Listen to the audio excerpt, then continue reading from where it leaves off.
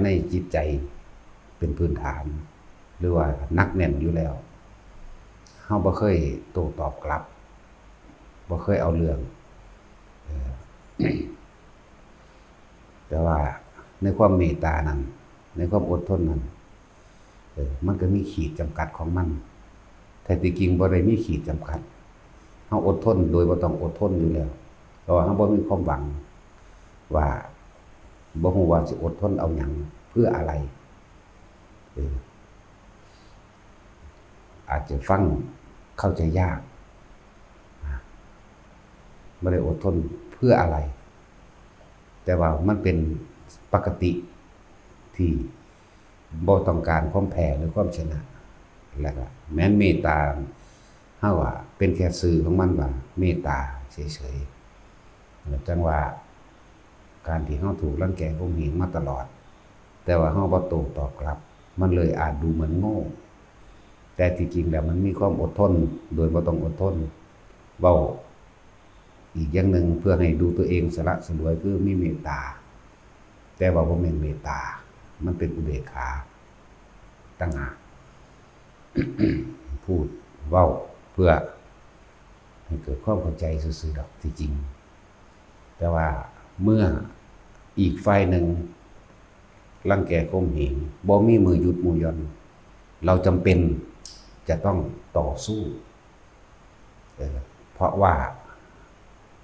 โลกนี้มีทั้งคนเห็นแก่ตัวและคนที่เสียสละคนมีทั้งคนดีและคนไม่ดีนั่นเองฉะนั้นเราจึงต่อสู้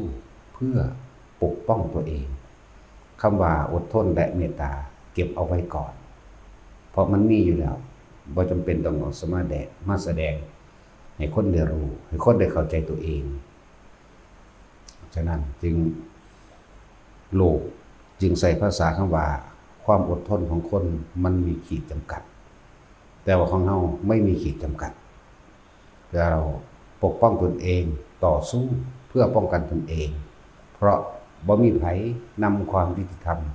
หรือทำให้เหตุการณ์ให้จบลงให้เราได้ฉะนั้นเราต้องทำเราจำเป็นต้องทำเพื่อปกป้องตนเองแต่ถ้าเราได้สู้แล้วคำว่าถอยไม่มีนะคำว่าถอยสิบ่มีคำว่าให้อภัยหรือบ่ให้อภัยเพราะว่าเฮาอยู่ในตรงที่ว่าไม่เอาอะไรอยู่แล้วจึงเรียกว่าอุเบกขาถ้าได้สู้แล้วบ่ถอยเด้โลกเขาว่าชนะอย่างเดียวโลกเขาว่าชนะอย่างเดียว นั่นคือเรื่องของโลกว่าแต่โลกเขาก็มองว่าบ่มีแพ้ก็แล้วกันเฮาแล้วก็บ่มีถอยแล้วก็มีแต่เอาชนะอย่างเดียวคำว่าแพ้บ่มีสำหรับเฮาเฮาเลี้ยวบ่เห็นทางสิกลับคืนหลังมองบ่เห็นทางมาแล้วมีแต่ไปหน้าอย่างเดียวนั่นแหละ จึงบอกว่าอย่าเมตตาแบบโง่ๆกับคนพาลอย่าอดทนกับคนพาลจงเมตตาจงอดทนกับคนที่ดีหรือคนที่เสียสละมีต่างหากคือว่าความอดทนและความเมตตานั้นเอาไว้ให้กับคนดีให้กับคนที่เสียสละ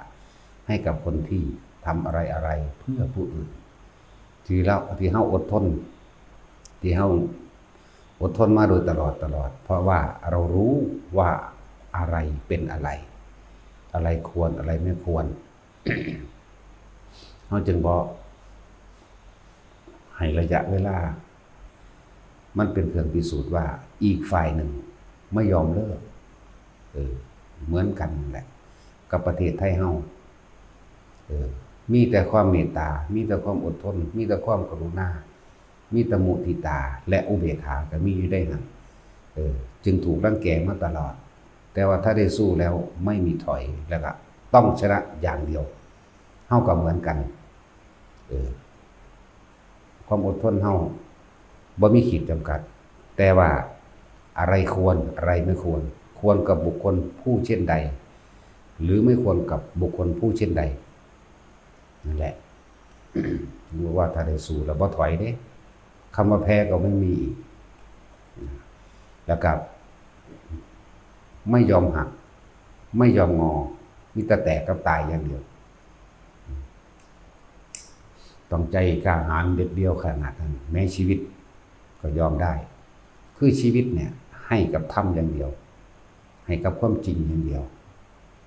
บ่มีการฉี่สอดตอแหลโกหกพกลมเพื่อที่จะเอาตัวเองออกมาเพื่อให้คนอื่นเห็นคล้อยตามเราบ่มีทางมีแต่ความจริงความจริงกับความจริงล้วนๆนั่นแหละจึงบอกว่าความจริงเป็นสิ่งไม่ตายสัจจังเวอมตะวาจานี่เป็นความจริงเป็นสิ่งที่บ่ตาย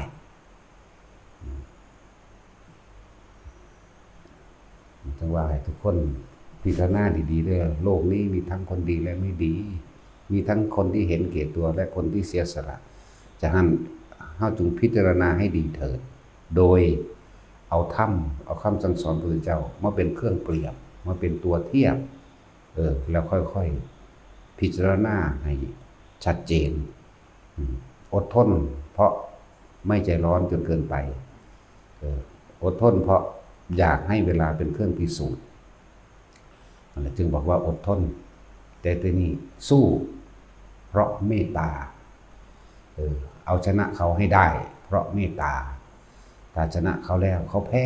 เขาไม่มีประตูสู้เขาจึงบริหารทางทำบาปอีกต่อไปจึงบอกว่าสู้เพราะเมตตาหรือฆ่าเพราะกรุณาเพื่อไม่ให้เขาเป็นบาปต่อไปมีต่างหากฟังเข้าใจยากสำหรับคนที่บ่ถึงธรรมะอันเป็นอุเบกขาฟังเข้าใจยากมากๆแต่คนที่ถึงธรรมที่เป็นอุเบกขาได้แล้วไม่ยากเสียเลยนั่นแหละ มันว่าคือเหตุการณ์ของพวกเฮานี่30 กว่าครั้งบ่มีผู้ใดทนได้ทุกคนที่ในรอบๆข้างบ่มีไผทนมีผู้เดียวทนแต่ว่านั้นไม่ใช่ความอดทนแต่ว่ามันเป็นปกติที่ไม่ต้องการให้ผู้ใดผู้หนึ่งมาคอยตามเฮาหรอกบ่แม่นว่าเฮาสิจะต้องไปเลียแข้งเลียขาเพื่อให้เขาคอยตามหรือทำตามที่เราอยากจะทำให้มันสำเร็จแต่นี่บ่มีทางแต่ที่อดทนเพราะอยากให้การเวลาเป็นเครื่องพิสูจน์กับทุกๆคนว่าอะไรควรอะไรไม่ควรสิตัดสินใจอย่างใดเมื่อการเวลาผ่านมาเมื่ออีกฝ่ายหนึ่งไม่เลิกลาที่จะข่มเหงรังแกกันแกล้งทำลายเวลาที่พิสูจน์ให้ทุกคนได้รู้นะนั่นแหละ30 กว่าครั้งที่พวกเขาถูกกระทำมาจริงๆนะถึงเวลาแล้วบัดนี้ที่เราจะต้องเอาคืนมั่งแต่ว่าเอาคืนนี่ไม่ใช่ความแพ้หรือไม่ใช่ความชนะแต่เป็นการเมตตาต่างหากจากว่าถ้าเขาหมดกำลังลงเขาก็บ่มีกำลังในการที่จะมาทำบาปอีกต่อไปทำเวรทำกรรมหรือมีแผนการที่จะทำร้ายพวกเราอีกต่อไป1ถ้าเสียชีวิตก็ดีไปบาปเขาจะไม่เพิ่มขึ้น2ถ้าหมดทรัพย์สินเขาก็เบิดกำลังในการที่สิชักจูงชักชวนผู้อื่นให้เห็นตามให้คล้อยตามบุคคลผู้อื่นจะได้ไม่เป็นบาปด้วยกับเขาถ้ามันแค้นแต่มันแค้นอยู่ผู้เดียวมันแต่ทำอะไรไม่ได้แล้วนั่นแหละคนเฮาส่วนมากจึงจักคิดได้เมื่อภายหลัง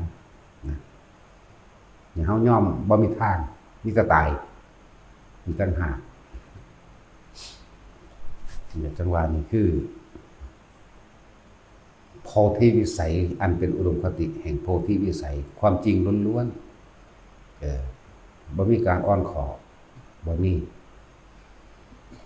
อ้อนขอให้กับอาธรรมนี่บ่มีเลยนะแต่ว่าถ้าเป็นธรรมะนี่อ่อนน้อมถ่อมตนอดทนเพื่อบุคคลผู้อื่นได้ก็ละอย่างกันเด้เมตตากับบุคคลผู้ด้อยกว่าหรือตกต่ำกรุณาช่วยเหลือบุคคลผู้ด้อยหรือตกต่ำและบุคคลที่กลับใจได้นะต่างหากนั่นเป็นอย่างคือบ่เฮ็ดหยังจักเทื่อถ้าได้เฮ็ดแล้วเฮ็ด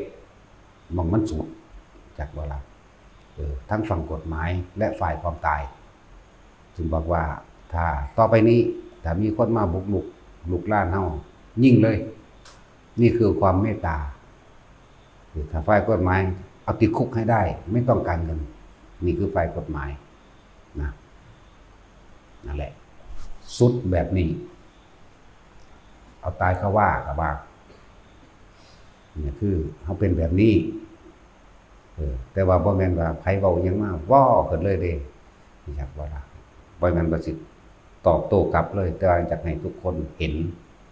ห็นความอดทนของเพิ่นเห็นความเมตตาของเพิ่นพร้อมในเมื่ออีกฝ่ายหนึ่งไม่ยอมหยุดกระทำว่าเราโดนกระทำแต่ฝ่ายเดียวเขาสิเว้าจังได๋ก็สร้างเพราะว่าคนพาลนั่นน่ะบ่ได้สำนึกในสันดานของตนเองที่ว่าผิดเด้คนพาลเนี่ยจะมองไม่เห็นความผิดของตนนั่นแหละคนโง่คนพาลคนเห็นแก่ตัวย่อมไม่รู้ตัวว่าตัวเองนั่นเป็นคนเห็นแก่ตัวอย่างสั้น เพราะว่าเขาก็ได้มีศีลธรรมคุณธรรมอย่างดอกคำว่าไม่มีศีลแปลว่าเป็นผู้เบียดเบียนทำร้ายผู้อื่นให้เสียชีวิตและทรัพย์สินนี่เรียกว่าไม่มีศีลไม่มีธรรมเรียกว่าศีลธรรมแปลว่าไม่มีความจริงทั้งคิดทำร้ายเบียดเบียนผู้อื่นให้เสียชีวิตและทรัพย์สินด้วยวิธีใดวิธีหนึ่งก็ได้กล่าวตูใส่ร้ายเนี่ยเรียกว่าไม่มีศีลไม่มีธรรมเข้าใจป่ะล่ะแต่บุคคลผู้มีศีลผู้มีธรรมมีจิตใจเป็นปกติไม่คิดร้ายไม่คิดทำลายเบียดเบียนผู้ใดผู้หนึ่งเสียชีวิตและทรัพย์สินตลอดทั้งคนและสัตว์ตามความเป็นจริงนี่คือธรรมคือความจริงเองจริงเพราะมองลึกเข้าไปเห็นสัตว์โลกเป็นไปตามกรรมจริงเพราะมองลึกเข้าไปเห็นทำทั้งหลายย่อมเกิดแก่เหตุทุกคนเกิดมามีแก่มีเจ็บแต่สุดท้ายก็มีตายจริงการทำร้ายผู้อื่นคือการทำร้ายและทำลายตัวเองนี่คือเขาเรียกว่าธรรม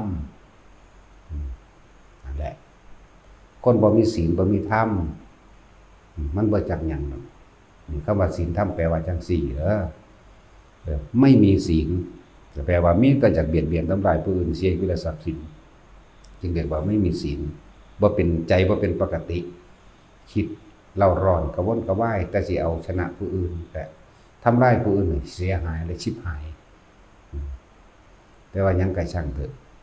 สุดท้ายแล้วก็ทำลายตัวเองนั่นแหละบอกทุกคนว่าการให้อภัยผู้อื่นก็คือการให้อภัยตัวเองการไม่ทำร้ายผู้อื่นก็คือการรักษาตนเองการเมตตาผู้อื่นก็คือนั่นแหละรักตนเองทุกสิ่งทุกอย่างมันเกิดขึ้นจากตัวเฮาเบิดที่เฮามาเกิดอยู่นี่ก็ดี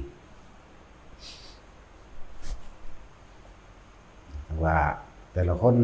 ให้ใส่พิจารณาบ่แม่นว่าย่อมแพ้เลยแต่ว่ารู้ว่าอะไรเป็นอะไรหรืออะไรควรอะไรไม่ควรบ่แม่นย่อมแพ้บ่แม่นอ่อนแอเป็นความเข้มแข็งและมีเมตตาอยู่ทั้งในเหลือแต่ว่าใจเขาสิกล้าหรือไม่กล้าแต่ที่พูดถึงว่าพุทธเจ้าไม่เคยหนีพุทธเจ้าบ่เคยหนีแล้วก็บ่พาสาวกหนีบอกบ่หนีเขาจ้างคนมาด่าไปบิณฑบาตหมู่สาวกทั้งหลายส่วนหนีพระอานนท์ส่วนหนีนั่งอีหยังล่ะจ้างคนมาด่าแล้วก็ยุ่งส่งเสริมบอกให้คนทั้งหลายบ่ให้ใส่บาตรให้หมู่สาวกไปบิณฑบาตบ่ได้กลับมามือเปล่าเป็นอาทิตย์2 อาทิตย์พุ่นเด้อบ่ได้น้อยเด้ท้อแท้อ่อนแอได้บัดนี้ส่วนพระเจ้าหนีไปเมืองที่บุคคลที่เขาเคารพและศรัทธาเราเถิดพระเจ้าข้าพระเจ้าก็นิ่งบ่ปากต่อมาเข้าหาพระอานนท์ให้พระอานนท์เป็นผู้เข้าไปคุยพระอานนท์ก็ไปส่วนหนีเหมือนกันให้หนีไปเมืองนั้นไอ้ราชคฤห์เหมือนเดิมเถิดพระเจ้าค่ะ หรือว่าให้หนีไปเมืองโกสมพีให้หนีไปกรุงกบิลพัสดุพระเจ้าค่ะหรือว่าให้หนีไปที่ต่างๆสิพระเจ้าถ้าเราหนีไปที่เมืองนั้นถ้าเขาไล่อีกเราจะทำยังไงหนีไปอีกถ้าหนีไปอีกถ้าเขาไล่อีกเราจะทำยังไงก็ต้องหนีไปอีกเธอจะต้องหนีตลอดชีวิตหรอกหรืออานนท์โอ้มันลึกซึ้งก็ยังไงดีอานนท์เธอต้องหนีไปตลอดชีวิตเหรอนั่นทั้งใส่แล้วมันไม่ได้พาหนีเลยนั่นแหละมันจังกล่าวคำว่าสัตว์คนที่กล่าวถูกใส่ร้ายบุคคลผู้อื่นย่อมลงสู่นรกอภูตวาทีเนื่องอย่างอุปติย่อมอุบัติในนรกเกิดในนรกกันเองเพิ่นจะให้เฮานั่นอดทนเบิ่งสะกอนว่าควรหรือบ่ควรเพิ่นเบิ่งระยะเวลาเด้ออีกฝ่ายหนึ่งไม่ยอมเลิกราที่จะทำร้ายกล่าวตู่ใส่ร้ายอีกฝ่ายหนึ่งไม่ยอมเพิ่นจึงบอกให้ภิกษุกล่าวอีกคำหนึ่งแต่ว่าเป็นคำที่เป็นจริงมากๆได้อันนี้ก็ดีบ่ค่อยออกมาเว้าปานใดถ้าคนมีชาติแน่เว้าเป็นจริงตายโลดจักบ่ล่ะตายชิบหายโลดเด้มันสั่นแหละเดี๋ยวบ่จักสอนปานใดตัวนี้เพราะเฮาก็ทดลองเบิ่งแล้วตายอีหลีนะบ่อยากเอามาเว้าบอกแต่คำว่าอภูตวาทีนี่เรียกอุปติบุคคลผู้กล่าวตู่ผู้อื่นเนี่ยย่อมลงสู่นรกนะสัจจังเวอมตะวาจามีคำนี้เป็นของจริงเป็นคำจริงตามความเป็นจริงเพิ่นก็เลยให้ภิกษุนั้นกล่าวคำนั้นเมื่อเธอไปบิณฑบาตที่ใดก็จังเมื่อเธอถูกกล่าวตู่ใส่ร้ายเธอจงกล่าวคำนี้เธอพระอานนท์รับคำไปแล้วก็ไปท่องต่อบ่ยาวเด้บ่ยาวไปท่องต่อพระภิกษุทั้งหลายเหล่านั้นก็จำคำได้แล้วเขาก็ไล่คือเก่านั่นแหละแต่ว่าภิกษุทั้งหลายเหล่านั้นก็กล่าวคำนั้นแหละกล่าวคำที่เพิ่นบอกนั่นแหละต่อมาเรือนมันก็แดงขึ้นแล้ว เมื่อพระเจ้าอุเทนจับได้เรียกว่าที่เมืองนั่นแหละเมืองหยังละลืมชื่อเมืองของพระเจ้าอุเทนละไปนั่งหยังลืมชื่อมาคันธิยะนั่งมาคันธิยะจ้างคนญาติพี่น้องเจ้าของเองตลอดทั้งพวกทาสรับใช้เพิ่นเองมาคันธิยะมาจากลูกนายสังหมอทั้งสองเท่านั้นเด้เพิ่นว่าเพิ่นงามนั่นแหละมันจะแก้แค้นพุทธเจ้านำเพิ่นเฮ็ดใส่สาวกพุทธเจ้ามั่งเฮ็ดใส่นางสามาวดีมั่งนั่นแหละพอกล่าวคำนี้พลิกขึ้นใหม่เลยภิกษุทั้งหลายก็กล่าวคำที่เพิ่นสอนนั่นแหละแต่พระอานนท์เป็นผู้บอกต่อความจริงก็เริ่มปรากฏขึ้นจนถึงสุดท้ายแล้วนางมาคันธิยะก็ถูกพระเจ้าอุเทน ฝังลงเคิงโตปาดเนื้อท้องนางมาคันธิยะทอดน้ำมันยัดใส่ปากให้กินเองธรรมดาแล้วก็ใส่เฟื่องฟางเผาแต่ว่าบ่ให้ตายกลับมาใหม่สุดท้ายแล้วสร้างไถตัดเครื่องแอวมันเลยกับหมู่ญาติๆนั่นแหละแต่ว่าเรื่องจริงมันก็ยาวกว่านี้อยู่ดอกบ่รัดเอาความจริงมันยาวอยู่เป็นสั้นนั่นแหละ ในสุดท้ายแล้วความจริงก็เปิดเผยพระพุทธเจ้านี่เฮ้านั้นอดทนดูอีกฝ่ายเสียก่อนเป็นการทดสอบหรือไม่ความหมายเป็นอันนั้นหนึ่งเป็นความเพียรของตนเองสองเป็นความอดทนของตนเองสามระยะเวลาจะเป็นเครื่องพิสูจน์เองดอกเข้าใจป่ะล่ะระยะเวลาจะเป็นเครื่องพิสูจน์คือมีคำพุทธศาสนาโบราณว่าไวนะระยะทางพิสูจน์ม้าการเวลาพิสูจน์คนอยากรู้อุปนิสัยให้อยู่ร่วมกันนานๆนี่อันนี้เป็นคำสุภาษิตพุทธเจ้าอยากรู้อุปนิสัยให้อยู่ด้วยกันนานๆอย่าเชื่อเพราะได้ยินได้ฟังสืบต่อกันมานะมันจะมีเริ่มต้นมาจังสั่นแหละ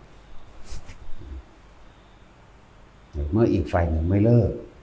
จึงกระทำแต่ถ้าได้ทำแล้วคำว่าแพ้ไม่มีเพราะว่าเขาเอาความจริงสัจจะหรือสัจจะบารมีของเขาเองจะเป็นเครื่องปกป้องเราเองบางคนก็ตายเอาเองเพราะว่ามันไม่เกาะป้องกันมันเองคือบุญของมันเองบุญนี้ตายเอาเองป่วยเอาเองพิการเอาเองตาบอดหูหนวกเอาเองเป็นเองตั้งที่ผสมคนอายุว่าท่านในพ่อเป็นลักษณะนั้นมีไปเรื่อยดอกมีไปเรื่อยจังว่าหลายๆอย่างที่พวกเขาต้องมีความอดทนต้องมีความพยายามจริงๆพวกเขาไม่อยากอดทนดอกศูนย์กัดแขวใส่อยู่เนาะพยายามจะเอาชนะเขาอยากเขาไปตีไปขามอยู่เดียวนี้เขาอยู่แต่ว่าเขาไม่ให้ใส่สัจจะที่หนึ่งเลยอันนี้คือความจริงเจตนาของเขามีอย่างคือความจริงสงเคราะห์โลกสงเคราะห์สัตว์นะศรัทธาภระเขามันเต็มอยู่แล้วคำว่าศรัทธาภระศรัทธาเขามีกำลังกล้าอยู่แล้วศรัทธาต่ออย่างศรัทธาต่อธรรมคือความจริงศรัทธาภระความเชื่อตามความจริงเต็มกำลังปัญญาภระรอบรู้ในกองสังขารตามความเป็นจริงรอบรู้ว่าในโลกนี้มีทั้งคนดีและคนไม่ดีโลกนี้มีทั้งคนที่เห็นแก่ตัวและคนที่เสียสละเรื่องปัญญาภระจึงรอบว่าเพิ่นว่ารวมว่ารอบรู้ในกองสังขารนะแล้วก็วิริยะภระเป็นผู้มีความเพียรกล้าอยู่แล้วมีความพยายามที่จะนำความจริงทั้งหลายออกมาแสดงสั่งสอนออกมาชี้บอกแนวทางให้ทุกคนได้รู้อันนี้ควรอันนี้ไม่ควรแต่ว่าบอกว่าผิดหรือบอกว่าถูกนั่นเป็นความเห็นของแต่ละคนเด้เพราะท่านได้ยืนยันตัดสินว่าผิดหรือถูกเด้อันนี้ควรอันนี้ไม่ควรภาษาโลกว่าผิดใส่กันโหลดถูกใส่กันโหลดแต่เราไม่ยืนยันตัดสินแต่เล่าให้ฟังบอกให้ฟังท่านจึงบอกว่าบ่ยืนยันตัดสินว่าใดผิดอันใดถูกเพราะผิดถูกของคนน่ะตามความเห็นแก่ตัวแล้วคนที่ว่างคิดเป็นกลางเท่านั้นจึงจะบอกผิดบอกถูกได้ถูกต้องแต่เขาไม่พูดว่าผิดว่าถูกพอมันยึดคนละแบบกันมีแต่ว่าอันนี้ควรอันนี้ไม่ควรสิ่งนี้มีสิ่งนี้จริงมีเนี่ยสิ่งนี้เกิดขึ้นสิ่งนี้จึงเกิดตามเพราะสิ่งนี้ดับไปสิ่งนี้จึงดับตามมีต่างหากเด้นั่นแหละพวกเฮาบัดนี้ให้เฮาเห็นซะยังกระช่างเถอะก็รู้อยู่แล้วว่าโลกนี้มีทั้งคนที่เห็นแก่ตัวคือคนไม่ดีนะและคนที่สละตัวเองคือคนดี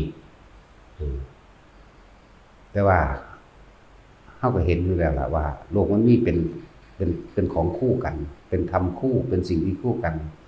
ดำคู่ขาวมืดคู่สว่างแม่นบ่ล่ะ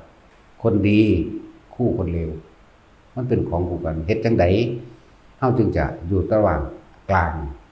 กับบุคคลทั้งสองนี้ได้คนดีตามธรรมดาทั้งโลกก็ติดดีแต่ถ้าว่าโดยธรรมคือคนที่ปล่อยวางแต่ต่างหากนั่นแหละต่างหากอันนี้คนที่ปล่อยวางกับคนดีทั้งโลกก็คือทำดีก็เพราะว่ามีความปรารถนาโดยทั้งดีบางคนก็ทำดีเพื่อสวรรค์มีความปรารถนาเป็นสวรรค์เป็นเจ้าฟ้ามหากษัตริย์หรือเป็นเศรษฐีเดี๋ยวนี้ก็มีก็ยังติดอยู่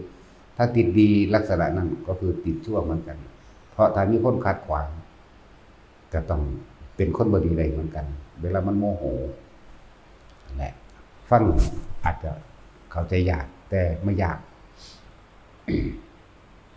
พวกเข้าจึงว่าที่นี่เข้าก็ติดดีไปก่อนเหมือนพุทธเจ้าสอนสัพพะปาปัสสะอะกะระนังกุจราสูปสัมปดาสัจจิตะปริโยทปนัง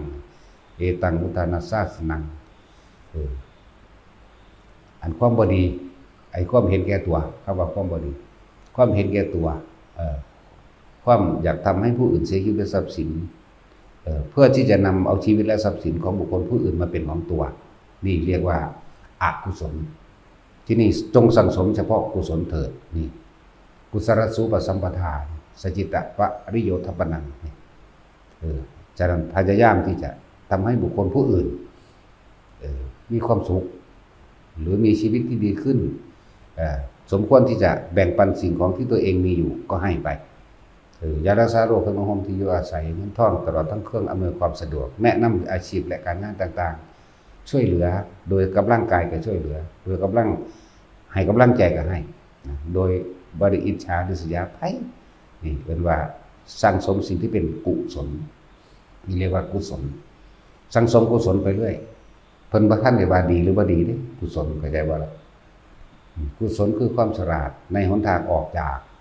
ทุกข์คือการเวียนว่ายตายเกิดติดเบาถ้าสาโลกว่าติดดีไปก่อนเอาดีไปก่อนเพิ่นบอกเขา2อย่างอกุศลไม่ดีแต่บอกภาษาเฮากุศลดีมีตั้งหากนะเฮาสังสมกุศลไปซะสังสมไปเรื่อยเลยสังสมแต่สิ่งที่จะทำให้เห็นตามความเป็นจริงสังสมสิ่งที่จะทำให้ตนเองนั้นพ้นออกจากทุกข์ได้สังสมความเสียสละทานบ่มีก็ให้มีซะโดยไม่หวังสิ่งใดตอบแทนนะการได้แบ่งปันและช่วยเหลือบุคคลผู้อื่นโดยกำลังกายก็ทำซะถ้ายังไม่เคยทำโดยไม่หวังสิ่งใดตอบแทนแนะนำทางปัญญาแนะนำหลายๆอย่างนั่นแหละเพื่อเขามีชีวิตที่ดีขึ้นหรือมีทางออกในชีวิตก็แนะนำไปสักโดยไม่หวังสิ่งใดตอบแทนเหมือนกันกับองค์แห่งธรรมกถึกการสั่งสอนแสดงธรรมแห่งองค์พระธรรมกถึกเลยบ่ได้หวังสลาบสักการะมีจิตเมตตาอย่างเดียวมีจิตเมตตาแล้วก็ต้องประกอบด้วยอุเบกขาเป็นที่คือเก่าบ่เสียดสีบ่ทิ่มแทงบ่พูดกระทบกระเทียบนะไม่ยกตนข่มท่านนะองค์แห่งธรรมะคือมี5อย่างนั่นแหละจังซั่นบ่ได้หวังชื่อเสียงบ่ได้หวังทรัพย์สักการะบ่เสียดสีและทิ่มแทงบ่ยกตนกระทบเทียบท่านข่มท่านที่สำคัญคือบ่หวังลาภสักการะใช่แหละพวกเข้ากับเหมือนกันจงสั่งสมที่มันเป็นกุศลไม่มีเครื่องร้อยลัดไม่มีเครื่องทิ่มแทงคำว่ากุศลกุสะแปลว่าหญ้าคาหญ้าค่าสมัยตะกี้คือผู้ใดเหยียบต่อมันก็เฮ็ดให้เจ็บตีนผู้ใดถือใบมันก็ถือปาดขาปาดแข้งปาดมือจับบ่ดีลูดกับบาดมือเจ้าของเองเพิ่นเรียกว่าสิ่งที่กลับมาทำร้ายตัวเองเรียกว่าอกุศลสิ่งที่ไม่ทำร้ายตัวเองบอกว่าเขาจะเดินเป็นทางทิศทางใดหรือว่าจะจับยังก็แล้วแต่มันไม่กลับมาทำร้ายตัวเองจึงเรียกว่ากุศลธรรมาตามก็เป็นจริงของเลยกุศลธรรมาสิ่งนี้ที่เราทำแล้วจะไม่กลับมาทิ่มแทงและทำร้ายตัวเองตามความเป็นจริงเรียกว่ากุศลธรรมาอกุศลธรรมาเนี่ยสิ่งนี้ทำแล้วจะกลับมาทำร้ายและทิ่มแทงตนเองนั่นสั้นอภยากตาได้มั้ยทำเป็นกลางๆเป็นกลางๆไปเรื่อยๆอภยากตาธรรมาอภยกฤตแต่อ่านเป็นภาษาไทยอภยกะแปลว่าผู้ไม่มีภัยเลยอัพยะแปลว่าอย่างคืออภัยนั่นแหละนั่นแหละสิ่งที่ไม่มีโทษจิตใจเป็นกลางๆมันก็เกิดกลายเป็นความอภัยให้แก่ตนและคนอื่นตัวนั่นแหละกุศลธรรมากุศลธรรมาอภยกตาธรรมาในโลกนี้สุขายะเวทนายะสัมปยุตตาธรรมาทุกขายะเวทนายะสัมปยุตตาธรรมาอทุกขมะเนี่ยมีสุขมีทุกข์และไม่สุขไม่ทุกข์คืออุเบกขานะที่เป็นสั่งสอนนั่นเลยเอิ้นว่าอภิธรรมอย่างหนึ่งจากว่าแต่กุศลาอภิธรรมก็เลยทำอันยิ่งใหญ่ทำอันใหญ่กว่าทำทั้งปวงจึงเรียกว่าอภิธรรม สุขายะเวทนายะสัมปยุตตาธรรมาทุกขายะเวทนาทุกขมาสุขายะเวทนาสัมปยุตตาธรรมาปณีตาธรรมาแปลว่าเป็นของประณีตฟังดีๆเด้มันปราณีตมันละเอียดอ่อนก็ว่าไปเป็นของที่ให้ความละเอียดเด้อเป็นของที่เป็นธรรมที่ปราณีตแต่ก็มีปาณีแต่ก็มีหินาธรรมาอีกเป็นของต่ำเป็นของปุถุชนอย่าไปทำสั่นสั่นแหละเอาแต่หัวใจมันนี่เลยบาลัยว่าสุขว่าทุกข์จำเกิดขึ้นเพราะเหตุนิโนคัมโมโปตุชนิโกอย่างอื่นก็ต้องว่าไปก็ได้ครับเป็นของต่ำเป็นของปุถุชนเป็นของชาวบ้านแบบนี้บาลัยไปก็ได้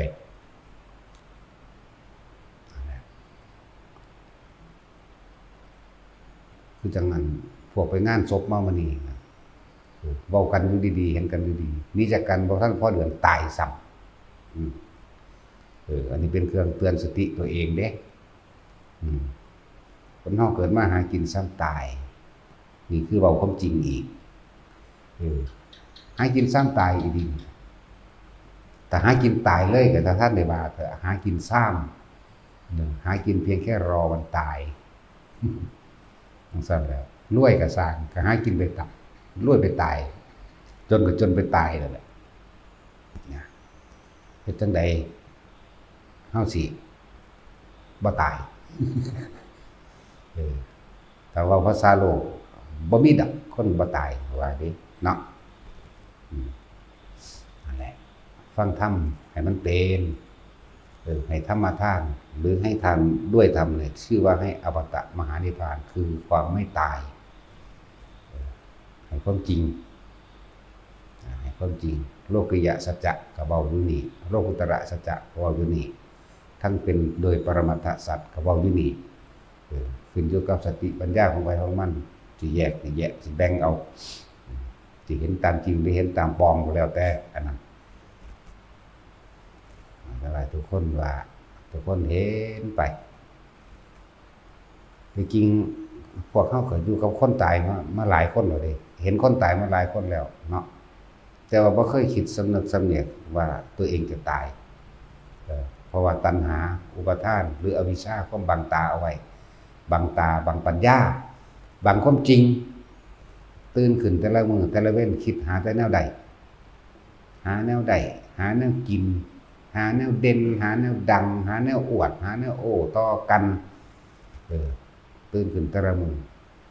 บ่เคยมีความรู้สึกอยู่ในตนเองเหมือนกับซากศพเดินได้ทั้งนั้นแหละซากศพเดินได้บ่รู้สึกโตบ่มีวิญญาณอยู่ในตัวเองเลยบ่ฮู้ว่าโตเลยเม่อลอยเม่อลอยคิดจินตนาการไปจักได้หยังก็จินตนาการถึงสิ่งนั้นเพลิดเพลินภาษาเพิ่นว่าแต่ว่าเมื่อลอยวาดภาพจินตนาการถึงสิ่งนั้นไปมีความรู้สึกพอใจมั่งไม่พอใจมั่งอยู่ข้างนอกเบิดนั่นแหละเอิ้นว่าบ่มีวิญญาณบ่มีเครื่องรับรู้ความรู้สึกของตนเองเลยไปรู้สึกแต่กับสิ่งอื่นบุคคลสัตว์สิ่งของแต่ที่เว้าเรื่องผู้ใดก็เคยผ่านความเป็นหนุ่มเป็นสาวมาเบิดแล้ว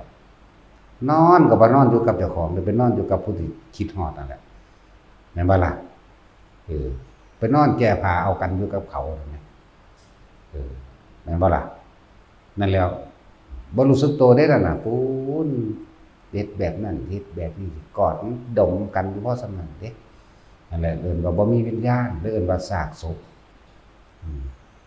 สั่นสร้างภพไว้ก่อนตายเบิดนั่นแหละคือพ่อใหญ่นั่นเราถามแล้วก็ถามถูกต้องคนเฮานี่เป็นเปรตก่อนตายแม่นบ่แม่นก่อนเฮาที่สิตายเฮาไปสร้างความเป็นเอาไว้เบิดแล้วเป็นเปรตก่อนตายเป็นสัตว์นรกก่อนตายเป็นสัตว์เดรัจฉานก่อนตายเป็นคนก่อนตายเป็นเทวดาก็เป็นก่อนตายพรหมก็ก่อนตายนั่นแล้วมันสั้นแล้วนั่นอาหารหรือนิพพานกับก่อนตายทั้งนั้นถ้าอยากรู้สวรรค์ถ้าอยากรู้นรกอยากรู้พระนิพพานก็ให้รู้ตอนที่ยังมีชีวิตอยู่มันไม่ได้ผิดคำพระศาสดาเขาเด้บ่ผิดเลยแต่พวกเขาคิดว่าถึงไป เป็นเปรตก่อนตายเป็นจังไดตื่นขึ้นภาพไปแล้วอยากได้รถอยากได้เงินอยากได้ทองอยากได้ชื่อเสียงนั่นบ่ล่ะจะมียศถาบรรดาศักดิ์อำนาจนั่นนี่ขึ้นมาเพราะมันอยากจะเจ้าของเล่นพ่วงเปรตมานำอีกอยากให้ลูกเป็นนั่นเป็นนี่อยากให้ลูกเต้าเล่าล้านให้หมู่ให้พวกสารพัดอยากให้เป็นนำนั่นคือสร้างพวกเปรตของเจ้าของไว้บักเงาๆเลยเดินแต่ของเราเป็นเองอยากว่าว่าอยากได้อยากเป็นอยู่พ่อสนั่น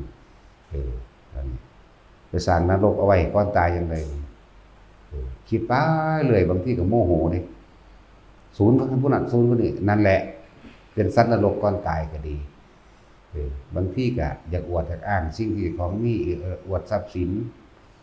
อวดให้อวดหน้าอวดเงินอวดทองอวดรถอวดบ้านอวดทองหรืออวดสิ่งที่ตัวเองมี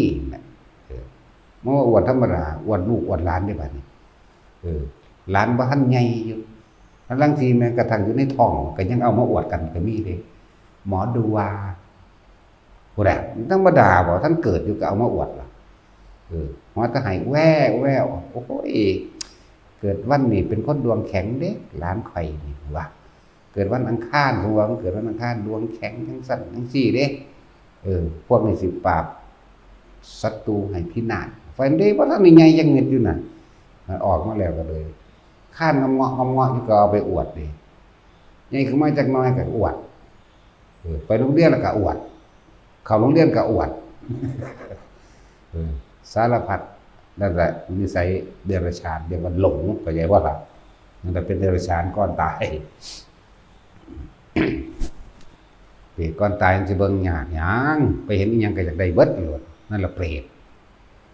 เห็นต้นไม้น้ำไห้น้ำหน้าเขางามแท้กูจะไปเฮ็ดเงินได้วงกบประตูได้หน้าต่างได้นั่นแหละเปรตหรือว่ายังมาในวัดมาท่านแท้ๆก็ยังท่านแบบเปรตธรรมดาบ่ท่านน่ะขอได้บาดนี่ขอตะพึดตะพื้อสารพัดแม่นบ่ขอเห็นอยู่เนี่ยนี่เวลาโดยทั้งบ้านทั่วไปพาถอยเนาะหวงเว้ากันเองเพื่อจะเอาเองก็มีไว้นี่แหละเดี๋ยวแม่สิเบิ่งดักทำท่าวี่แบบไปคนลงมาไปแม่สิเฝ้ายันหมามันเดี๋ยวแมงวันมันเว้าเอาเองด้วยนั่นจังว่าเว้าเพื่อที่จะพอถ้าเขาไปหันหลังหันปั๊บใส่เต็มตาแล้วก็ไปไว้อีกหม่องนึงบ่ได้ก็หาถุงมาใส่ไว้มันบ่ธรรมดาเด้เนาะนั่นแหละเปรตเข้าใจบ่ล่ะแปลว่าผู้หิวกระหายผู้ไม่รู้จักอิ่มจักพอผู้มีความเจ็บปวดอยู่เป็นนิดเจ็บปวดแสบร้อนอยู่เป็นนิดคำว่าเปรตนี่เห็นยังจากใดเบิดมันตั้งแปลกประหลาดเนาะเบิ่งง่ายๆเปรตแต่อยู่ในวัดก็ยังมีเนาะเข้าใจบ่ล่ะบ่แม่นมีหลายในวัดดอกยังบ่เว้าคนทางนอกทางหลายกว่านั้นอีกคือเขาบอกกันพลาดตกนรกเยอะที่สุดที่ตกก็เยอะบางไดภาษาบวชนิดหน่อยนึงเนาะเว้าขวางเขาเจ้าเบิ่งกันน่ะจังซั่นแหละพระเปรตพระผีคน 7,000 ล้านบวชเพราะพันบ่เดี๋ยวนี้ 7,000 ถูกมั้ยเนาะแต่ว่าเยอะที่สุดคือบวชเท่านี้นึงตก 8,000 ล้านบ่เขามีกำลังใจนึงแล้วเว้ยครูอ้างแต่ครูบาอาจารย์เขาว่าหลายอย่างแต่ว่าของผิดหลายเฮานี่ว่าเอาเองนี่บ่อ้างไผหรอกแนวจังซี่เน้นหน่อยนึงดอกพอบวชหน่อยในโลกนี่เดียวนี่มันเฉพาะ100 ล้านอยู่บ่นี่คนตั้ง 7,000 กว่าล้านเต็มโลกอยู่นี่พอ100 ล้านอยู่บ่มันเสี่ยวกันอยู่บ่เนาะเฮ้ยกว่าจากล้านเดียวทั้งเบิดประเทศโลกเดี๋ยวนี้นั่นแหละบ่ยังก็ให้กำลังใจกันนี่เนาะไปสิอยากบวชแต่ว่าบวชก็ว่าเราไม่ได้สิเป็นผีเป็นเปรตโลดอย่างซั่นแล้วเยอะที่สุดว่าซั่นเข้าใจอยู่ดอกความหมายนี่แต่ว่าอธิบายเขาเจ้าเข้าใจบ่นำแน่เข้าใจอยู่พระอรหันต์ก็มีได้ล่ะเนาะพระอรหันต์ก็เยอะที่สุดคือกันในนักบวชนี่แหละชาวบ้านบ่มีพระอรหันต์เลยว่าได้เป็นจักคนนี่ล่ะเนาะชาวบ้านชาวเมืองทั่วโลกผู้ใดบ่บวชก็ดี เพราะว่าพระอรหันต์เป็นฆราวาสตายเบิดเลยครับก็มีในบวชอีกตัวเว้ยนักบวชแบบพระอรหันต์เยอะที่สุดเขาก็บอกกลับกันในกระไรตัวถ้าอรหันต์บ่บวชมันก็ตายเลยตายเมื่อนั้นแหละก็ไปเถียงกันดอกผมบ่เคยเป็นเขาก็บ่เคยเป็นแต่ว่าเขาสิเถียงสั้นแหละว่าคนไปสร้างสิ่งที่เจ้าของสิไปเป็นไว้ก่อนที่เจ้าของจะตายอยู่แล้วล่ะบางท่านมาบอกเรื่องในบัตรก็ได้คนทั่วโลกที่จะได้เบิดไหมเบิ่งดูมันเป็นไปสวรรค์อยู่บ่เลยไปเห็นยังเอาพวกเจ้าทำงานในโรงงานทำงานในห้างทำงานเป็นครูเป็นข้าราชการเป็นทหารเป็นตำรวจยังกระสร้างเห็นยังก็อยากได้แม่เอาพวกทหารแล้วกูจะเอาปืนไปไว้ปกป้องรักษาเงื่อนกูก็น่าเนี่ยนี่ก็เปรียบแล้วไหมเนาะอยากได้ปืนล่ะอยากได้ระเบิดล่ะแน่อยากได้สัญญาณนั่นอยากได้สัญญาณนี่ก็เพราะว่าแต่นั้นแล้วเอาทหารน้อยไปใส่มันก็เปรตกระคักคือกันว่าแถมเสื่อมเป็นหนีให้ดินดีเนาะทหารใหญ่เอาทหารน้อยไปใส่ตำรวจก็คือกันโอ้นางเปรตหลายโอ้ว่ามันตาเปรตธรรมดาหอดสัตว์นรกแบบประเภทอสุรกายหาแม่นบ่ล่ะหากินแต่คนถูกคนยากกินคนรวยว่าใดนั่นแล้วจักสิเปรตจักสิสัตว์นรกปนกันเลยเด้อเนาะหลายอย่างก็แบบนี่บอกในทางเลวร้ายเขาก่อนนั่นนี่เป็นเรื่องส่วนตัวของเขาแต่ถ้าเป็นเรื่องส่วนร่วมกับยังหนึ่งดอกอาชีพทหารหรืออาชีพตำรวจเป็นอาชีพที่ต้องเสียสละชีวิตตัวเองเด้แต่ว่าความเห็นแก่ตัวในตัวใครตัวมันก็มีต่างหากเด้แยกแยะเอาเด้อคนบ่มีศีลบ่มีธรรมน่ะเอาเว้าเรื่องส่วนตัวบ่อาจสามารถสิรองรับตำแหน่งแห่งตนใดบ่อาจสามารถสิรองรับหรือรักษาไม่อาจสามารถรักษาตำแหน่งตัวเองไว้ได้และตำแหน่งก็บ่ขึ้นแทนตัวเองก็บ่อาจสามารถรักษาเอาไว้ได้แม้แต่วันนี้มันคนรวยโดยทั่วไปหรือว่ารวยก็สั่งคนที่ไม่มีศีลธรรมคนบ่มีคุณธรรมก็บ่อาจสามารถที่จะรักษามูลมรดกของปู่ย่าตายายพ่อแม่เอาไว้ได้คือกันนี่เรื่องส่วนตัวจักบ่นี่เรื่องส่วนรวมก็อีกแบบนึงเรื่องส่วนตัวก็อีกแบบนึงเด้อคนมีศีลมีธรรมเท่านั้นแหละจึงจะสามารถพาตัวเอง พ้นออกจาก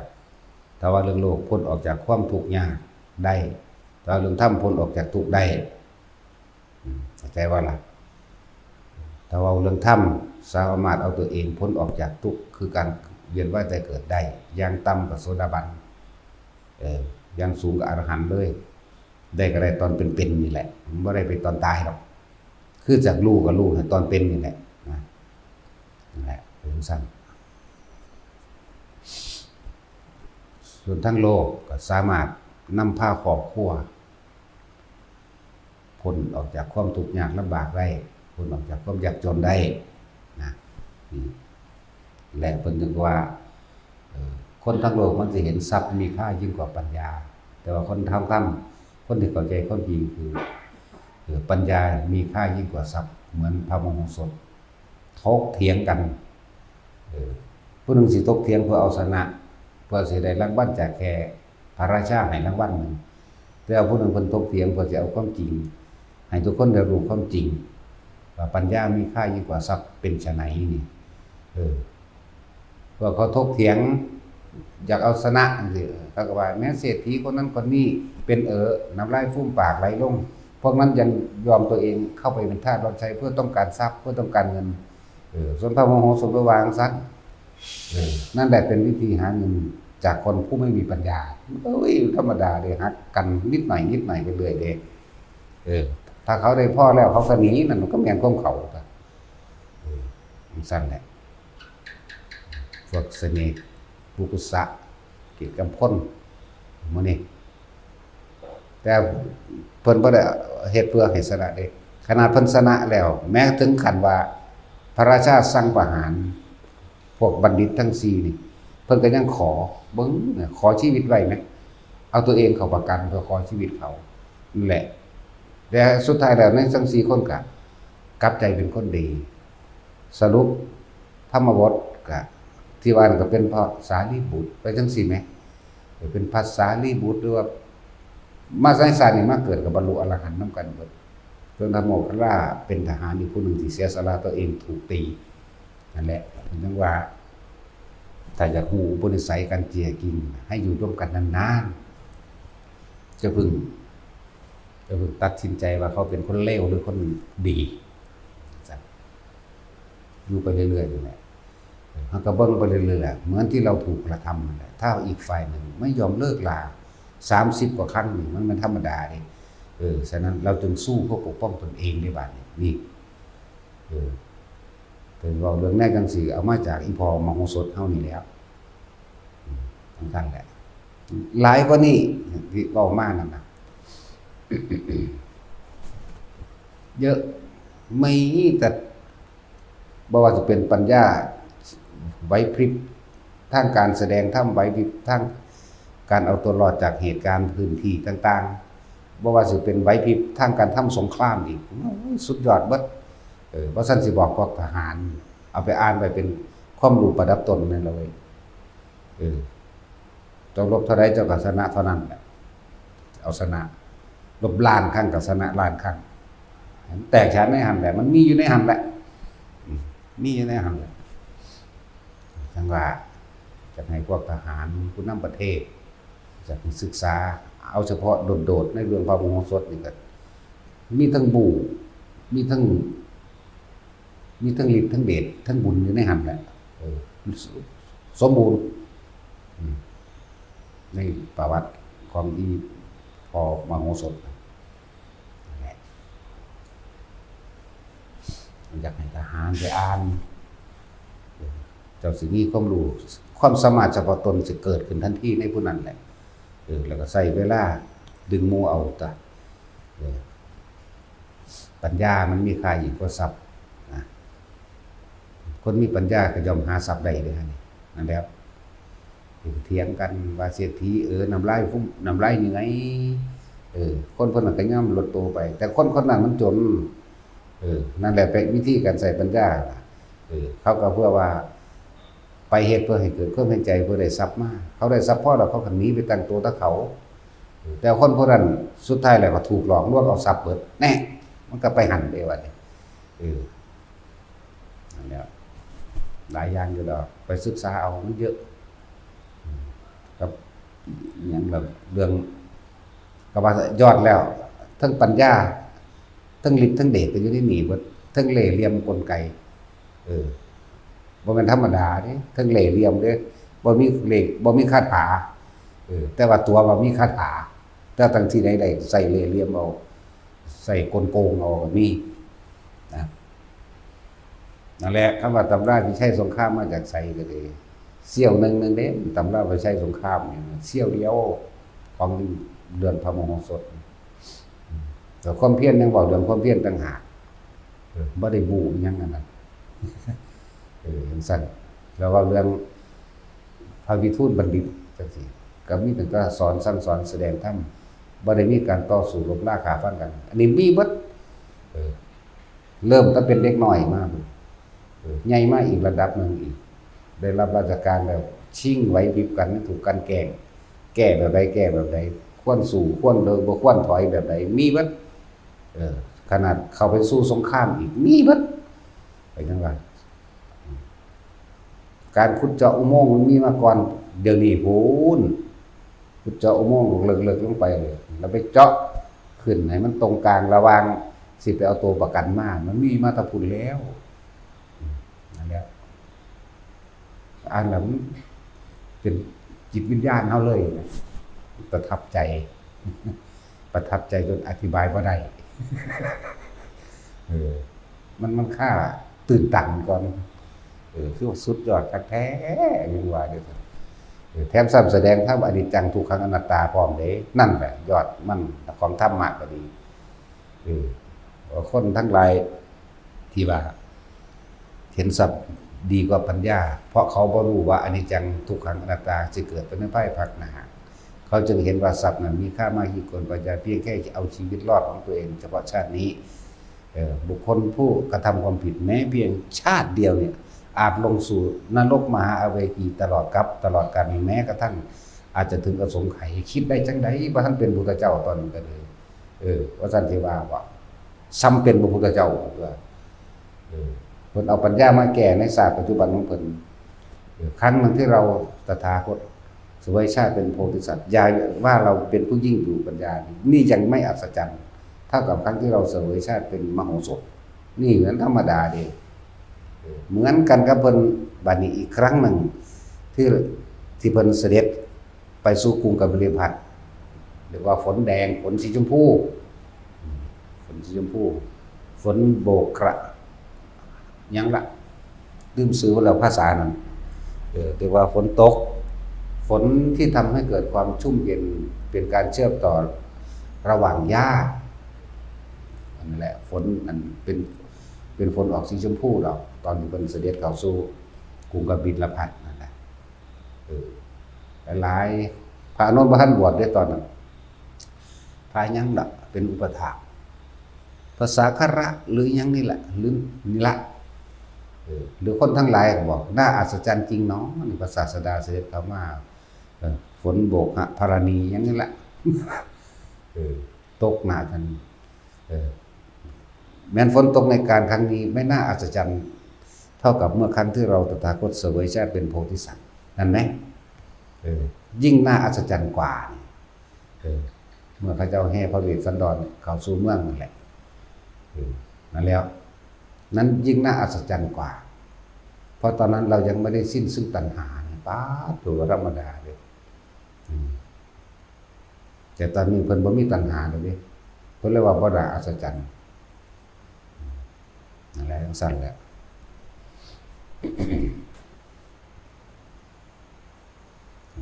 นำไปคิดเอาเองตัวผู้ใดสิได้ขออัดขอทำความจริงนั้นตนเองเนาะได้ก็ดี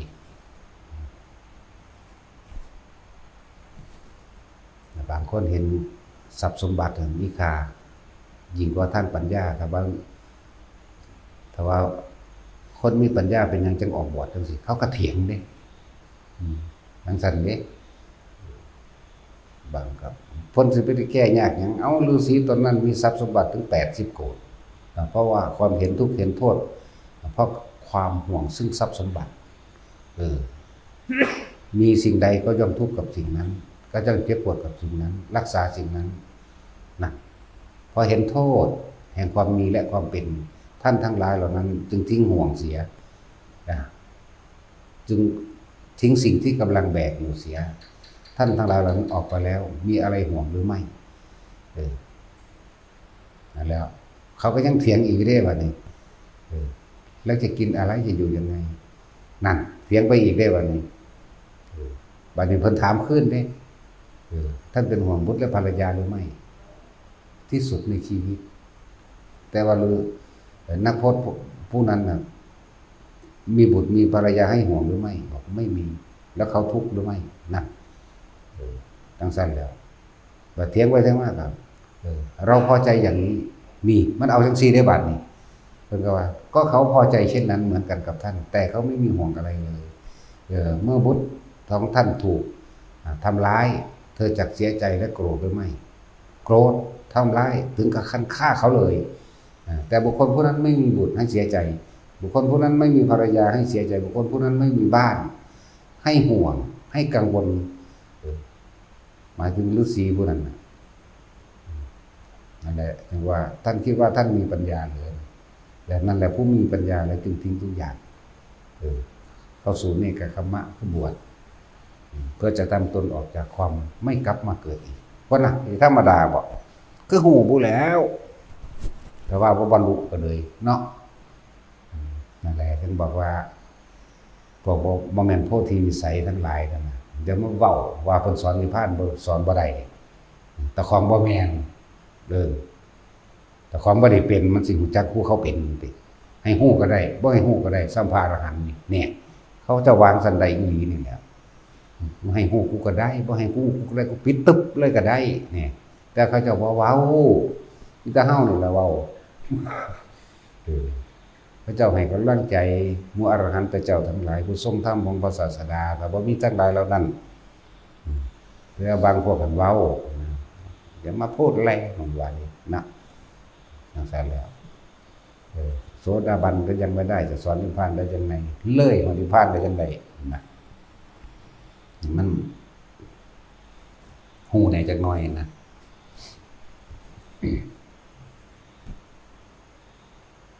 แต่ว่า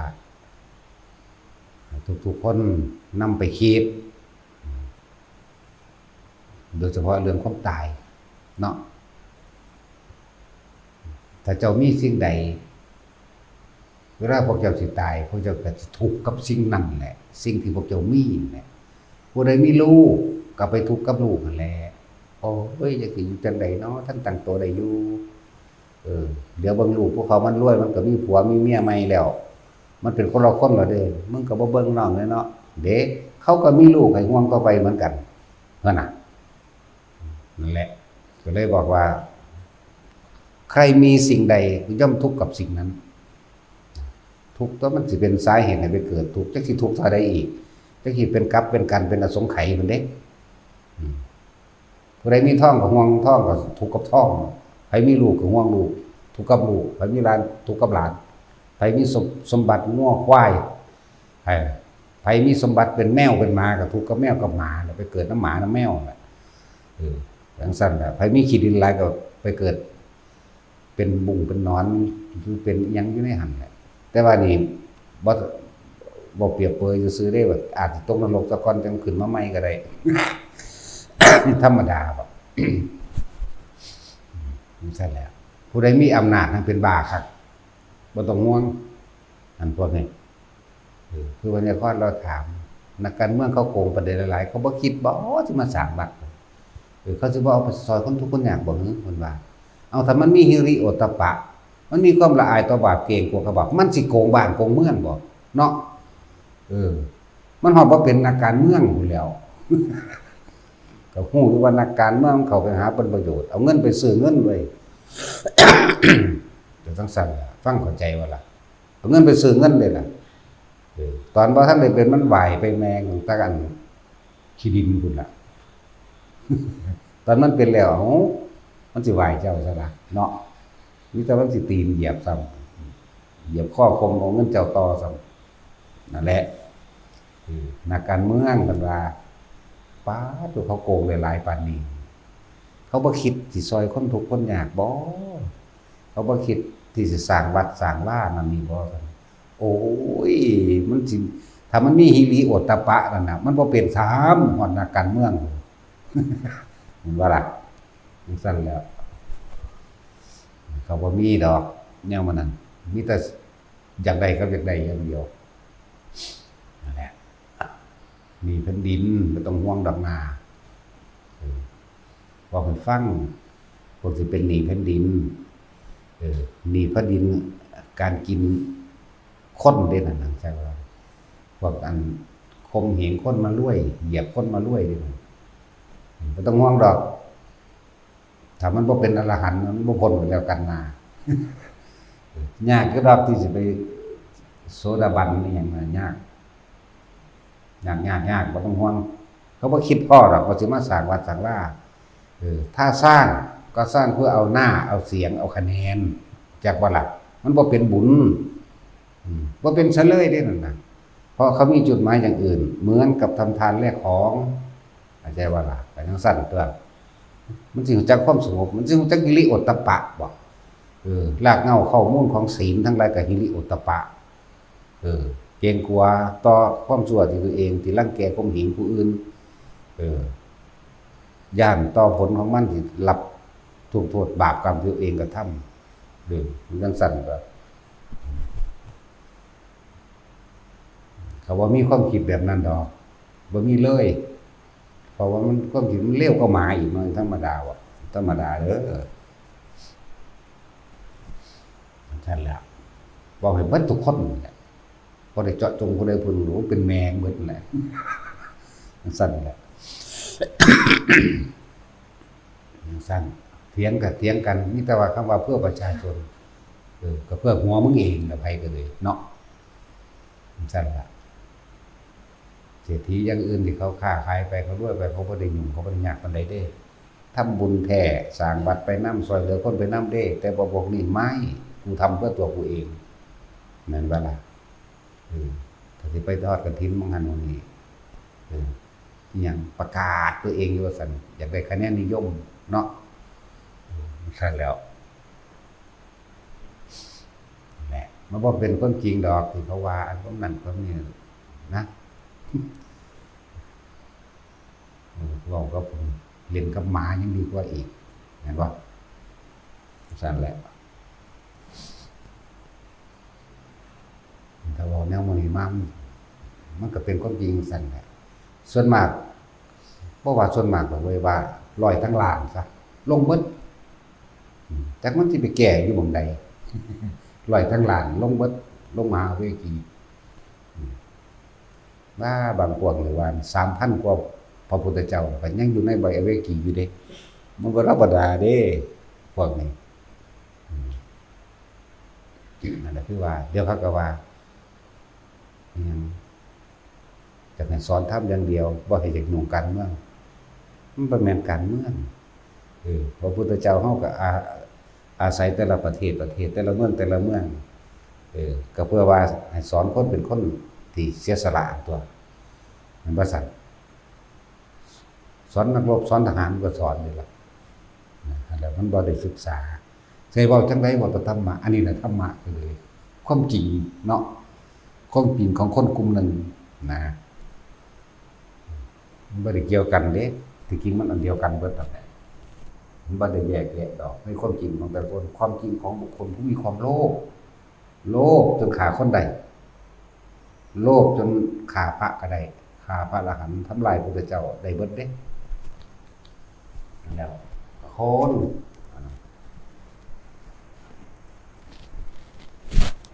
ว่าอยู่บนเทวทัตแสนพระพุทธเจ้าไปอย่างเดียวเนาะแต่สาวา 3-4 พันพระพุทธเจ้ามันได้ขึ้นอยู่มันยังหน่อยอยู่เลย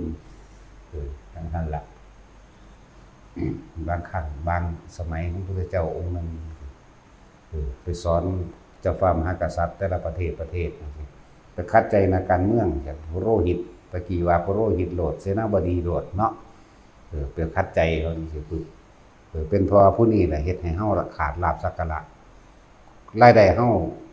หดสั่นลงเป็นเพราะว่าผู้นี้ไปนำข่าพระพุทธเจ้าธรรมดาบ่นั่นแล้วพระพุทธเจ้าไปนำข่าไปเผาวัดไปทำลายหมู่พระสงฆ์ของเจ้านี่มันว่าธรรมดาเด้ความโลภของสัตว์ทั้งหลายนะนี่เป็นความจริงได้ว่านี่ก็เลย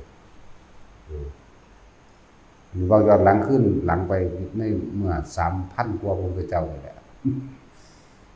พุทธเจ้าก็ไปแสดงธรรมให้ทุกคนมีคนนั้นมีความโลภมีความโกรธมีความหลงเพิ่นก็แสดงธรรมไปหลายคนที่คิดได้หลายคนที่สารภาพตามความเป็นจริงหลายคนเพิ่นนี่บ่ได้รายได้เพิ่นบ่เหมือนเดิมจักบ่ล่ะทั้งสั้นแล้วศูนย์ที่พระพุทธเจ้านำข่าพระพุทธเจ้านั่นแหละอันนั้นปริยกรรมมันข่าเพิ่นบ่ได้ดอกมันมีทางมันบ่ได้ข่าพระพุทธเจ้าได้แล้วถือเพิ่นดูถูกเพิ่นกันหมอนั่นไปเลยแต่เพิ่นไปตีนถือมันต่ออยู่แต่ว่าเปื้อนตีนขี้เดียดตัดไส้วูดก็บ่ได้เพราะว่าไฟมันแห้งมันบูดเปื่อยเนาะตัดสินมันยังหน่อยเด่นนะเดี๋ยวแต่เบิ่งเอาครับคือจังนั้นอาชาติศัตรูนี่หมื่นพุทธเจ้ากินจะมาดิวิกาก็หมื่นมาคันธิยะหมื่นพุทธเจ้าที่จังขึ้นจากนรกแต่พวกนี้ก็ค่อยเวียนว่ายไปเกิดสูงต่ำดำขาวได้หั่นมันบ่นำสายเดิมเป็นจังซั่นเด้มันบ่นำสายเดิมมันจำเป็นไปตามสายเหมือนกับที่ได้เกาะเกี่ยวติดตามกันมานั่นเองเรียกว่าบุพเพสันนิวาสการกระทำบุญร่วมกันนั่นแหละเรียกว่าคำว่าบุพเพสันนิวาสต่างๆบ่ได้เว้าเรื่องเฉพาะว่าคู่ตัวผัวเมียเด้จักว่าการกระทำบุญร่วมกันบุพเพสันนิวาสร่วมกันเป็นกลุ่มเป็นก้อนมาแต่เคยปรารถนาร่วมกันมาเรื่อยๆแหกคอกออกไปซะบัดนี้ไปตั้งต้นไม้ได้บัดนี้ เอามึงจะเอาย่ำใดวะไปตั้งต้นไม้ปุเพจักตะบุญตาก็คือการกระทำบุญ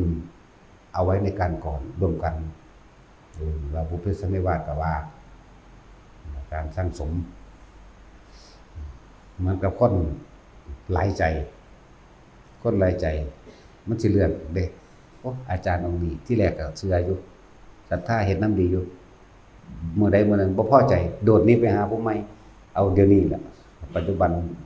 โดดนี้ไปหาผู้นี้จักสิเอาไผกันแน่เลยหรือบ่ตั้งมั่นได้หาความตั้งมั่นบ่ได้เลยแล่นหาแต่เรื่องอาจารย์เนาะที่เคยว่าอาจารย์บ่ได้เลือกลูกศิษย์เด้มีแต่ลูกศิษย์ได้เป็นผู้เลือกอาจารย์เนาะบัดนี้ความสิรู้ธรรมเห็นธรรมรู้หยังอาจารย์แต่ละองค์มันก็สอนสรุปอันเดียวกันได้บัดนี้แต่ว่าอาจจะตั้งคำเบาแต่ว่ามีจุดหมายเดียวกันคือนิพพานผู้นี้บ่พอใจผู้นี้แล่นไปหาองค์นั้นบางคนเสือกทำลายองค์นี้เด้ด้อยค่าเพิ่นตะกี้ให้ค่าบัดนี้ด้อยค่าไปหาอีกองค์นึงไปหาค่าองค์นั้นบ่พอใจอีกแล้วด้อยค่าองค์นั้นด้อยค่าองค์นั้นให้ค่าองค์นั้นด้อยค่าองค์นี้บ่ได้จังหยังเลยนั่นแหละคือว่าสุสิไปเริ่มต้นใหม่กับไผไปพระพุทธเจ้าเกิดมานี่ก็หลายคักแล้วเด้แต่พวกเฮามีพอได้อ่านได้ฟังนี่คือตัวเฮาทองพระพุทธเจ้า28พระองค์สิเนาะที่ปังกาโรพระที่ปังกรพระสรณังกรนี่หยังไล่ไปที่จนถึงพระโคดมนี่ซ้ำนี่ก็บ่แห้งแล้วนี่มันเท่าใดสงไขเลยอันว่า28พระองค์นี่สิว่าหยังสิเฮาเว้ามานี่ยังเว้าน้อยอยู่เด้3,584,392 มุตเจ้าเด้อยังน้อยอยู่เด้นี่เพราะท่านได้บวกซื่อๆเด้มันมีกว่านั้นอีกแต่สำนี้ก็จักสิว่าจังได๋แล้วนั่นแหละขนาดบ้านเรือนเจ้าของเองแล้วบัดนี้เฮ้ยกูได้บวชกับปากเพิ่นแท้ๆกูยังมานั่งแหม่อยู่พอสำนี้ยังสูงให้เจ้าของอยู่ภาษาหยังกับผู้บอกจักถีบจักแดงหยังค่อยเดี๋ยวก็ให้ค่าองค์นั้นด้อยค่าองค์นั้นให้ค่าองค์นี้ด้อยค่าองค์นั้นเลยมันเป็นไปเรื่อยเลยบ่อยู่หลักเดิมกระโดดไม่ไปเรื่อยแต่นี่คือเทวทัตนี่ก็บ่อยู่หลักเดิมกินจะมาในกาก็บ่อยู่หลักเดิมเห็นว่าซั่นนั่นแหละหลายๆคนบ่อยู่หลักเก่าบ่อยู่ไปตามสายเดิมหรือสิเคยบำเพ็ญโดดกันว่าเป็นกลุ่มเป็นก้อนมาโดดออกนี้นั่นแหละไปเริ่มต้นใหม่ยังไงมันสิได้ยังต่ำๆหนึ่งอสงไขยแสนกับเด้พวกสาวกทั่วไปนี่จักว่าล่ะอย่างต่ำๆหรืออย่างปกติมันนั่นอันนึงก็ดีหนึ่งอสงไขยแสนกับเด้นั่นสั่นถ้ามหาสาวกใหญ่2 องค์หรือ2อสงไขยคืออย่างยิ่งยวดเป็นปรมัตถ์อันทอกันกับพระปัจเจกแต่ว่ามันมีก่อนอธิษฐานมันก็มี3ระดับคือกันนี่ล่ะนั่นแหละก็ลองเบิ่งท่าแม่เริ่มต้นแรกนึกลึกๆในใจแล้วก็ลืมปล่อยปละละเลยไปไปเฮ็ดเลวมั่งนั่นนี่มั่งดีมั่งสังสมมั่งบ่สังสมมั่งลบของเก่ามั่งลบบุญเก่ามั่งบ่เติมของเก่าทำบาปแล้วทับถมหลายขึ้นจังซั่นแหละหรือว่าแล้วก็ดีแต่ว่าพระโมคคัลลาภาษาดีกว่าเข้มข้น2อสงไขยแสนกับสาวกทั่วไป1อสงไขยแสนกับจังซี่นะโอ้ยเว้าเรื่องอสงไขยก็บ่แห้งก็บ่หาแต่เว้าเป็น80ดอกมันนายอยากว่าล่ะมันนายคือตัดสินนี่ก็ขุดมาจากใต้นรกมันมีอยู่8ชั้นนึงเด้อันเรือนต่ำสุดมันตัดสินอยู่46มื้อนี้ก็คือกัน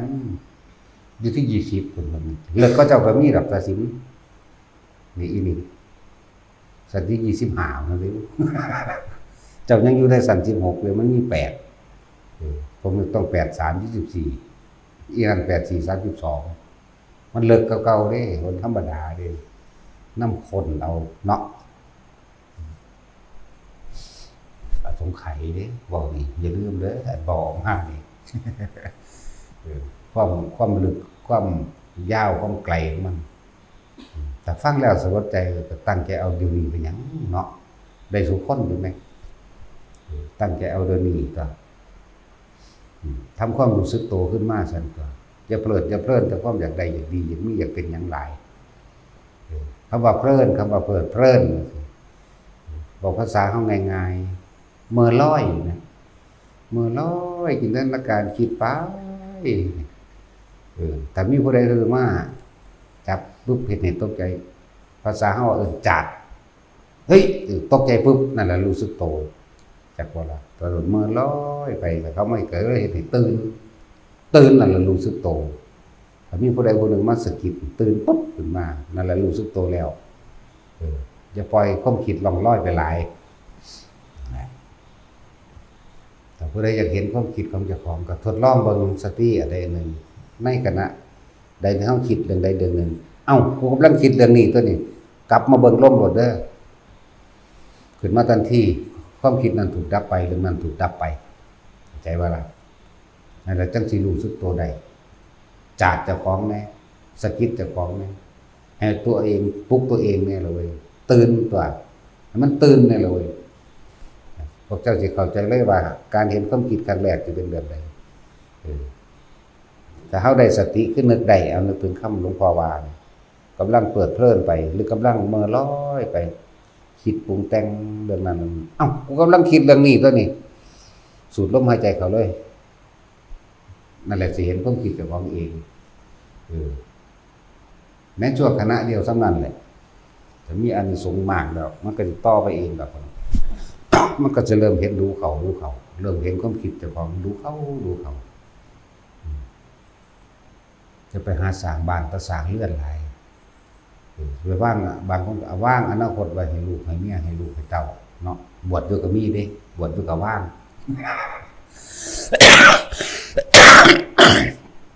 ว่างอนาคตไว้ให้เงินว่างอนาคตไว้ให้เงินนั่นแหละเมื่อลอยไปหรือว่าเพลินนันทิราคะเปิดเพลินไปกับสิ่งที่พอใจว่านันทิราคะ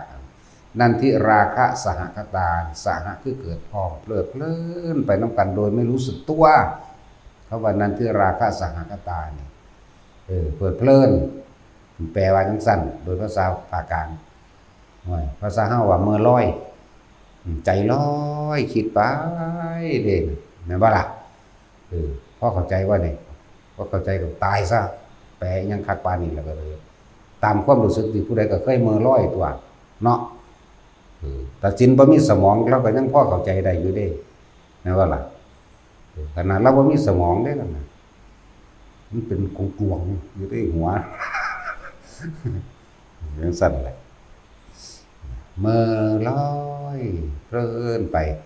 คิดไปถ้าผู้ใดคิดได้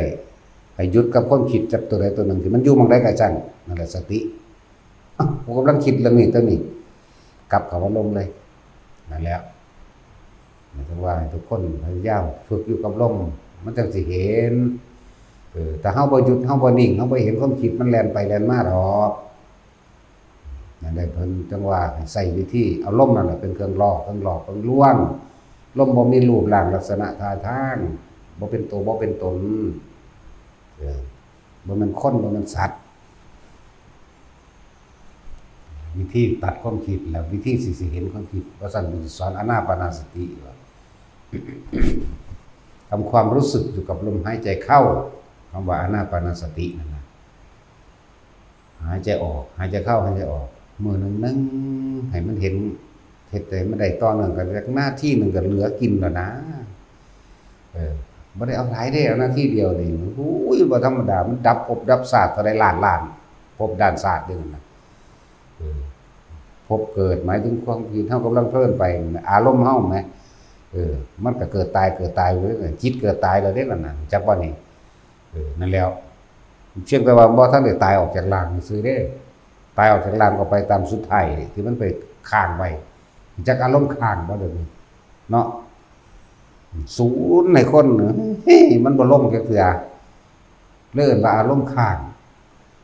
นอนอยู่กับยันทวนอยู่ผู้เดียวน่ะพลิกไปพลิกมาอยู่หั่นเมื่อสัตว์ออกศูนย์นั่นแหละว่าอารมณ์ค้างหัวใจวายตายตอนนั้นไปนรกนั่นแหละที่บอกว่าคนเฮามันสั่งภพไว้ไปเกิดก่อนตายยังเกิดจิตเกิดนั่นแหละถ้าเศร้าคิดเรื่องนี้ก็คิดตายครับเรื่องนั้นเกิดเรื่องนี้เกิดภพนี้ตายเรื่องนี้ภพโอ้สารพัดมันเร็วคือหยังเดี๋ยวเท่าใดล้าน3 ล้านกว่าบ่ได้แต่ละนาทีมันวิสำนาธรรมดาคือบอกเป็นหยังแบบก็สนุกเนาะบอกความไวของจิตพูดแต่บอกกับพวกสูงๆอยู่ข้างบนแน่หรือพ่อว่ากันใดอยู่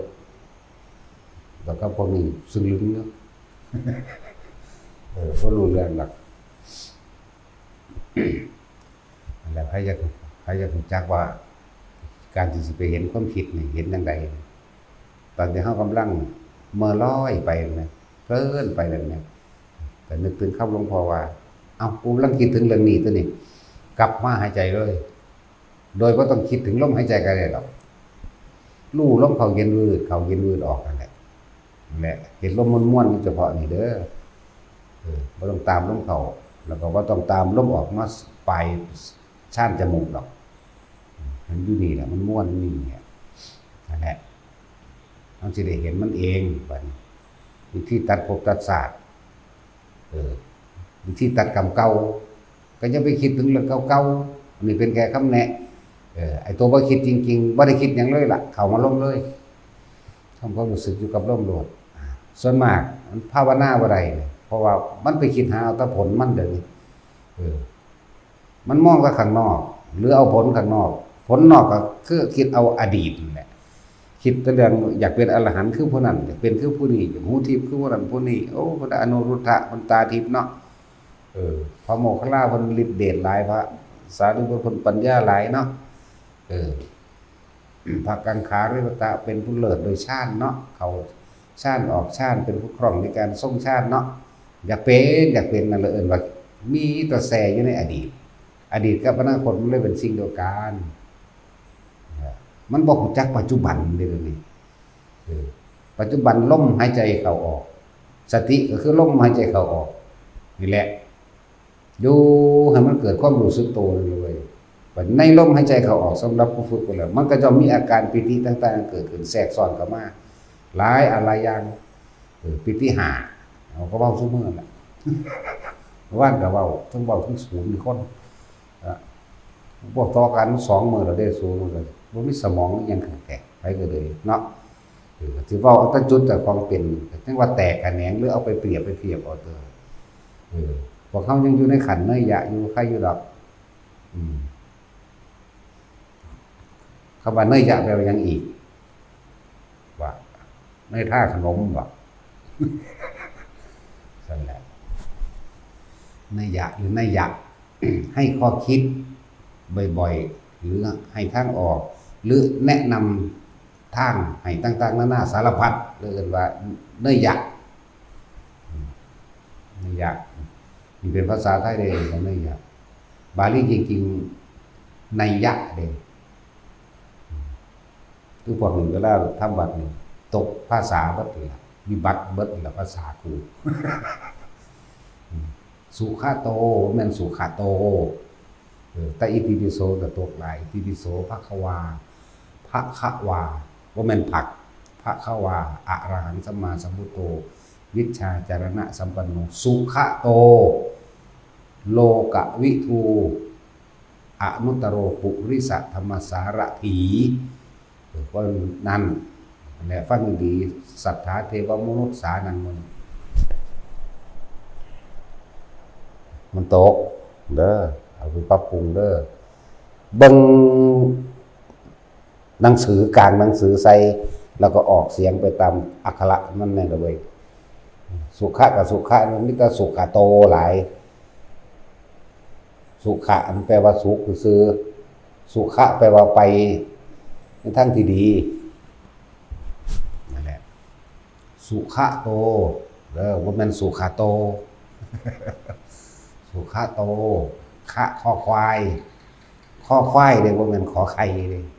หรือจะไปออกเสียงขอนั่นแหละว่าภาษาวิบัตินะแต่ว่าเจตนาดีอยู่ดอกมันจะบอกให้มันถูกซื่อเพื่อมีบางที่ผู้เอาไปจดจำมากมันก็เปลี่ยนไปเลยเด้ซุมื้อนี้มันก็เปลี่ยนมาหลายครั้งแล้วเด้คือว่าแล้วตั้งแต่กี้เนาะตะกี้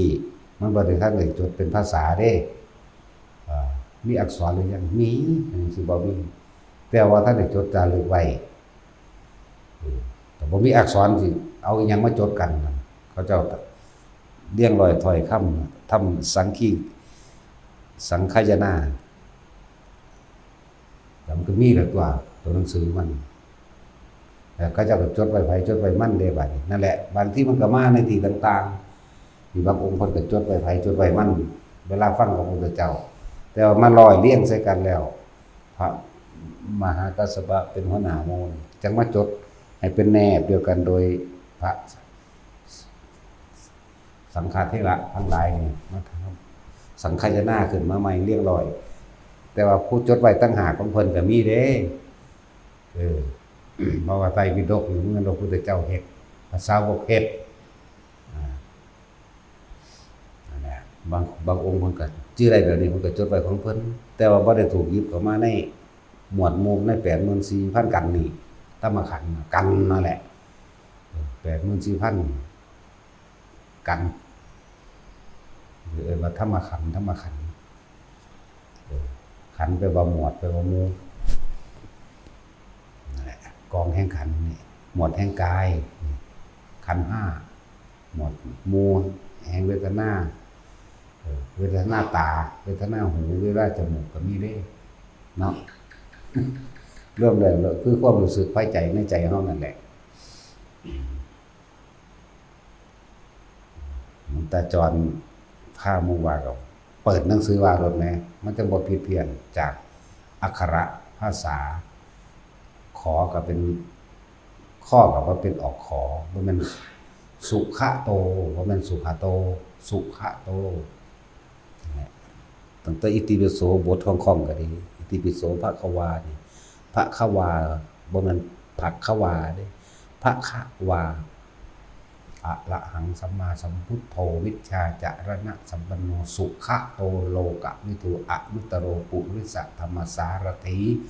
สัทธาเทวมนุษสานังพุทโธภควาติสวาขาโตภควตาเด้บ่แม่นภควตาภคะเด้อพากันว่าขอใครเด้อภควตาธัมโมสันทิติโกเด้อากาลิโกเอหิปัสสิโกโอปนัญโกปัจจตังเวทิตโพวินยูหินั่นแหละพากันไปท่องไม่เด้อเอาสมาทานซะ